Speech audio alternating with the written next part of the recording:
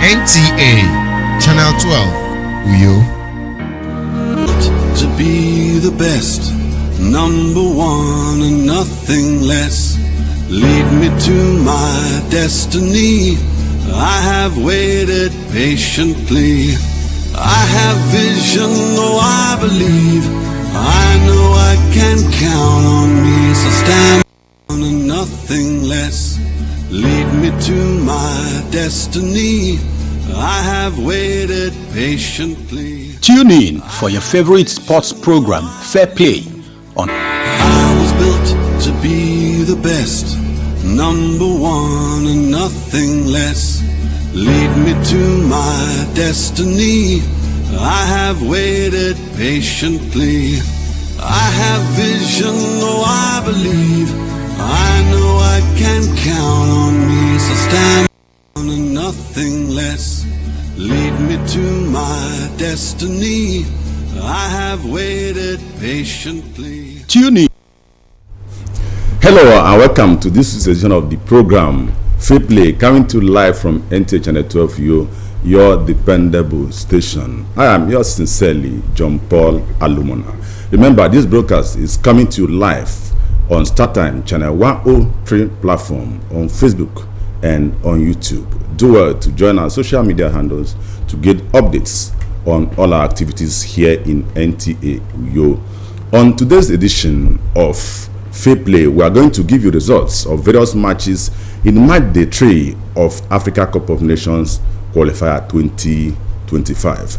I can also inform you that Super Eagles of Nigeria have been stranded in Libya airport, where they are considering boycotting the match tomorrow because of the maltreatment and mistreatment by Libyan authorities. All this will come to you after this break. Please stay with us.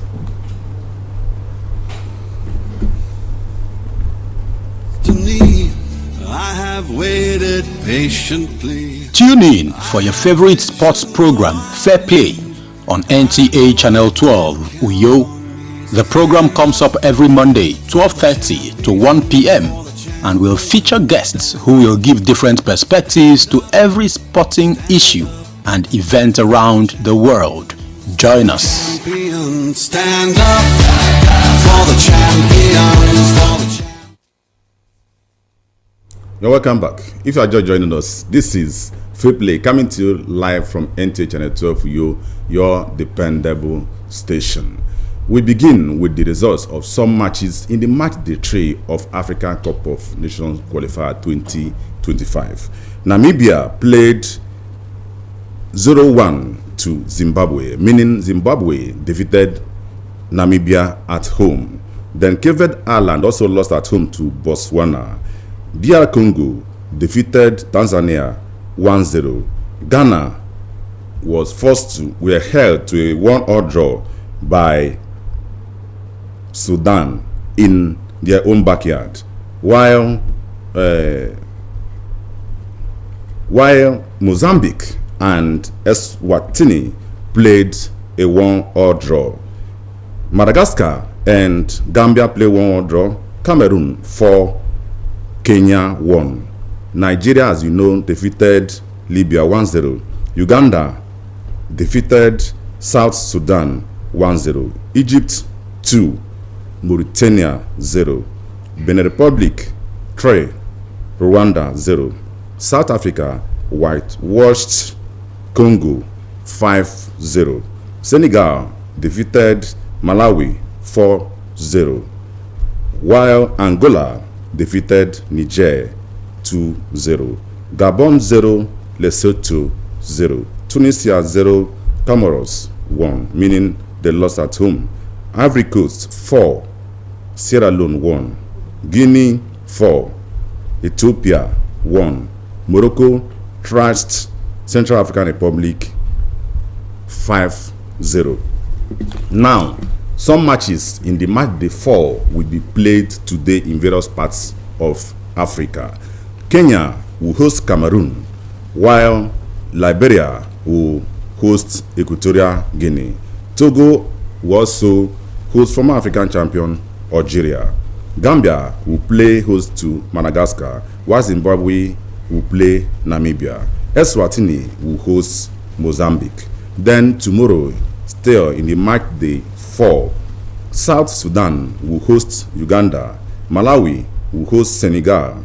Lesotho will host Gabon. Rwanda will play Benin Republic.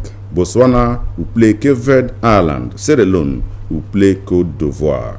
Congo will host South Africa, while Libya will host Nigeria, although that match we are not very sure because of the incident that Super Eagles of Nigeria are currently encountering in the North African country.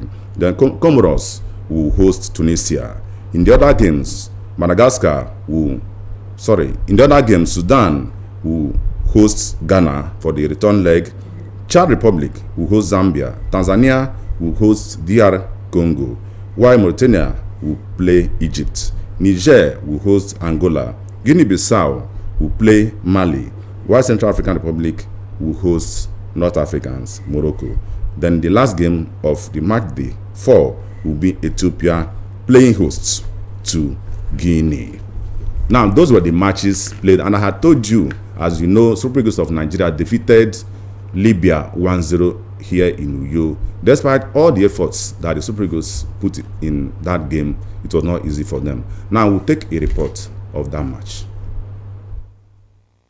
The match day 3 of the 2025 Africa Cup of Nations qualifier between the Super Eagles of Nigeria and the Mediterranean Knights of Libya was tension-soaked as the Nigerian players started pushing for an early goal in the first half, but the North Africans cleared and thwarted all the goal-bound moves by the Nigerians. In the second half, Coach Austin Eguavon made some substitutions, which later paid off in the 86th minute when Dele Bashiru scored the only goal of the match to give the home fans something to rejoice about.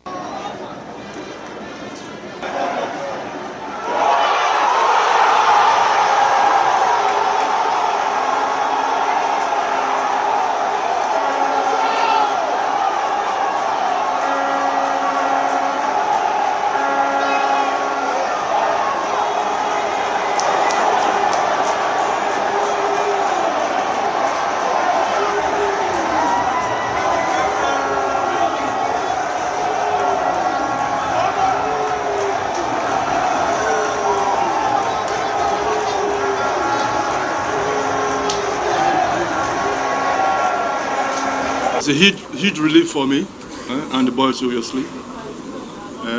3 points was important to get. We got it. I expected us to score more goals, but for some reason we didn't find the back of the net early enough because of the tactics the Libyans deployed. But overall, we're very happy. 3 points, very important. We still maintain the first position in the log. Congratulations to you all. I was feeling bad. But again, I was also happy that the boys were on top of the game, especially second half. And towards the last 20 minutes of the game, they kept pushing, possessing the ball very well. But mindful of the rear as well, because the Libyans, they had a clear strategy the way they wanted to play.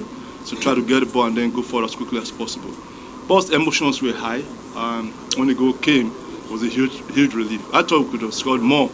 But the tactics that they deployed, I don't want to use the word pack the bus, like many coaches will say, but they defended in numbers in front of their goals.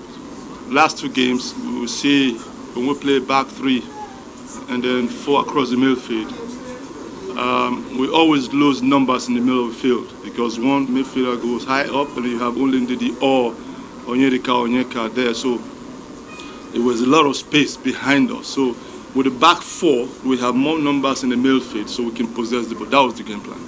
Because we have timekeeper also in the name of Thomas and Bobo Richet. Actually, they wasted like 14-15 minutes out of the 45 minutes, which is not so good. You know? They are a good side. You can see that they can move the ball if they wanted to move the ball. But now trying to bring in soft strategies, I don't think it's a good thing. They should just play normally. You see, when we scored the goal, late goal, they came out. So such things normally. And maybe they over-respected us, you know. They thought probably if they come out initial stage, you know, they're going to get a lot of goals behind them. I don't know if that's the way they want to play. Boniface is a clinical striker, clinical finisher. but they are struggling with the national colours. You see, sometimes these chances don't come. I remember in Rwanda today also, when you get half chance, look like likes like Romario, they to poke the ball, but he wants to dress, and then the defenders recover. So if he decides on time, I think Boniface will score a lot of goals. I'll speak to him about that. No, it's never done till the fat lady sings, I think they say. But yeah, no, it's a good start for us. I think we knew how important this first game was, especially when you play a double header. We know that Libya came here, I think, to try and get a point. And yeah, they really played very defensively. And I think it would have been in their favour if they would have got that point for us to play. But yeah, like I said before, for us, I think the pressure is a privilege. We're a team that should be winning almost all the games, especially when we play here at home. And I think today we saw, even if it has to be ugly and it took a long time, in the end we got what we needed to do. And yeah, 3 points very important for us. I think we did expect it to a certain extent. I think we knew we would be superior today. But we had to make the game, and yeah, it's like a big puzzle trying to solve the problem how we can get the chances. And now the experience from this first game should prepare us better for the second game. I think it will be something similar. It'll probably be more difficult because we won't have our lovely fans here with us cheering us on. So it's going to be very hostile there. I presume the referee will be difficult. The crowd will be difficult. They'll try and make it as hard as they can for us. But yeah, we'll be ready, and I think we will learn from the mistakes we made today. And like the coach said, we just need to be a little bit more clinical, and I think try to convert even half chances to goals. And I think if we would have managed to score the first half, I had 1 or 2 chances as well, then I think the game would have opened up. But yeah, we'll try and focus on that for the next game.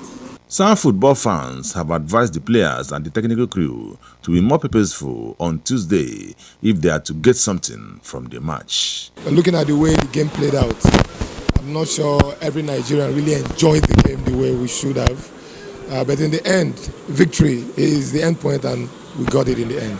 Well, away game will definitely be different. Libya now, they are sitting pretty much on horrible bottom of the pile, so they will want to win. And I think Iguaban will go back to the back 3 formation. Nigeria now have 7 points from 3 matches and will travel to Benin, Libya, for the return leg on Tuesday. In Uyo, John Paul Alumona, NTA News. You are welcome back.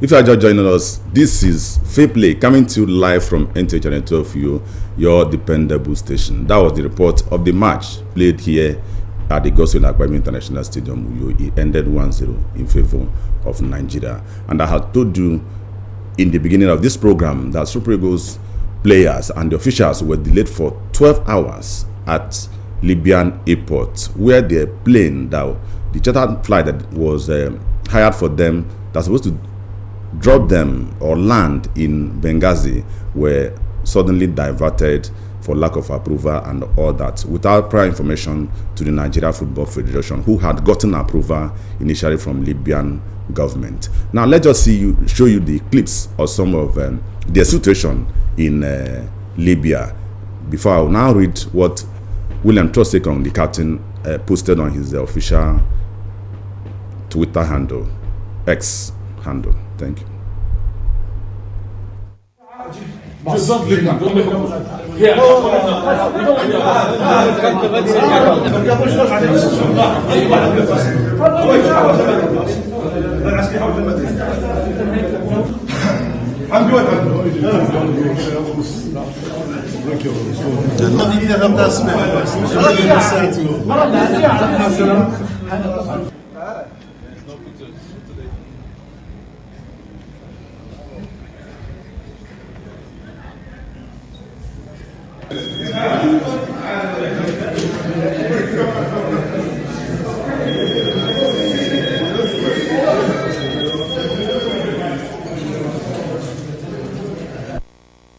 That was the sad situation our players, our national pride, what they are facing there in North African country. It's quite unfortunate. I know there were some issues when the Libyan landed in Port Harcourt because of few things, but the NFF clarified that what happened to Libyans in Port Harcourt was not deliberate. but it seems this is like a retaliation. They are trying to revenge on that. Unfortunately, it's not in the best interest of our players. Now, as I had told you earlier, our captain William Trust Ekong, in his official X handle, formerly known as Twitter, had lamented the situation, what transpired, and I'll now quote. William Trust Ekong says, 12 hours in an abandoned airport in Libya after our plane was diverted while descending. Libya government rescinded our approved landing in Benghazi with no reason. They have locked the airport gates and left us without phone connection, food or drink. All these are mind game. Behavior this kind of behavior let them have the point. We will not accept to travel anywhere by road here. Even security is not safe. We can only imagine what the hotel or food would be like given to us if we continued. We respect ourselves and respect our opponents when they are our guests in Nigeria. Mistakes happen, but these things on purpose have nothing to do with international football. End of quote. That was William Trust Ekong lamenting in his official Twitter handle, X handle, formerly known as Twitter. We're all used to that former name of that social media handle. Now I've been joined by my guest, who is a former Calabar Rovers goalkeeper and also former FA secretary of the Akwa Ibom State Football Federation, former this, former that. Kamai Kukpabio, so welcome to the program. It's my pleasure to be here. Okay, you heard what I was just reading from William Trust Ekong about his disappointment over what happened in Libya. As someone that has played this football at the highest level, what is your reaction about it? I think the decision taken by the FA is very, very welcoming. If we cannot be respected by the Libyan authorities, then there's no point continuing in the game. Let's face the FIFA. If it's a FIFA ban, let us face it. And if they cannot handle it, let's face it and shun the shit that we saw there. Unfortunately, Nigerians are very accommodating. If what we did here to them was anything to go by, or if they saw there were lacunas here and there, it should have been addressed properly, not taking our guys to the jungle and nobody be sure of the safety of those players. So the decision taken, I think, is worthwhile. Okay, thank you very much. We've not heard from Confederation of African Football, the organizers of the competition, and we also hope maybe if there's an appeal or somehow something to appease the players and get them into shape. Don't you think the game can still go on, or you believe that it should be boycotted completely? That's my stand. I think we should pull out of the entire competition. Leave it. If FIFA wants to ban us, or if CAF does not want to listen to or see reason why they should either reschedule the game or take it somewhere, we could forgo those 2 points or 3 points, please. Okay, I think saying pulling out of the competition means pulling out of the qualifier completely. But if we can sacrifice that 3 points for them, if CAF or FIFA do not want to compensate us or reschedule the game, as you said, it's better than pulling out of the competition. After all, AFCON is not for Libya alone. Okay, incidentally, CAF has said nothing and FIFA equally has not said anything. We should wait for them. But meanwhile, that match should stay. We should not play the game for the safety of our boys. I know I have dealt with Mobile for a very long time. Mobile talks first of safety before anything. So the safety of our players is paramount, And if we love the lives of Nigerians, in spite of what they suffer outside, I wouldn't like them to go into that dish when they've seen it in the day, in the night, they just run into it and get their ankles broken. No. I think now, yeah. Now, you know, this is not the first time it's happening. Unfortunately, it's happening to our own dear Super Eagles. If you notice that some of our club sides that are playing in CAF Champions League, CAF Confederations Cup, they experience similar situation, especially in the North Africans. And then, you know, one will be wondering, is it that the North Africans cannot be penalized, or why are they giving too much respect or preference, why do the officials always overlook them? Well, that has to do with the kind of politics we play. The people are very pugnacious, they like fighting, they like war, so anything that does not favor them has to go the other side, the other way. So why the authorities are not dealing or penalizing them, calling them to order, I don't know why. Possibly they have very powerful people up there that could speak for them, that they are afraid of. Okay, now going forward, as someone who has been not only playing, who has played and also been in the administrative aspect of football, going forward, what do you think should be done to forestall this kind of incidents? You see, Godswill Akpabio Stadium is hosting some countries, not even clubs in Nigeria, some countries and some clubs in other African countries. So if CAF is having this backlog of complaints, I think their venues should be shifted. Their matches should be shifted to some other venues that will be safe for their opponents. Okay. I think that is what should be done, so that to checkmate this crisis, degenerating into something else.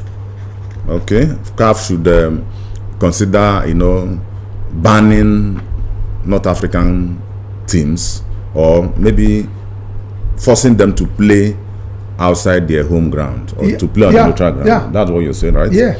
Okay, now if you are talking, or if you are speaking to the players and the coaches of Nigerian national team, what will you be telling them now in a situation like this?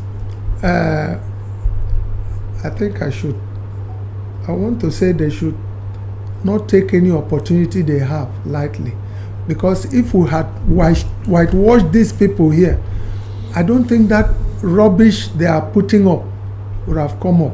But because it was slim, when next an opportunity avails itself, we should take it to the fullest and do what we know.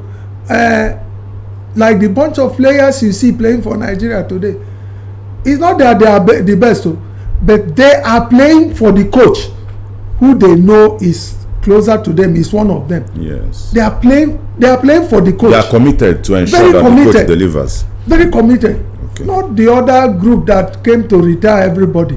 So the boys are now determined. They want to prove one thing, that they can do it. Okay, thank you very much, sir. Unfortunately, time is no longer on our side, but just a quick one. Akwa United defeated Kanopi last yesterday, and I know we are all passionate about Akwa United. After some series of losses, we've seen them picking points and all that. What's your reaction? That result was long expected.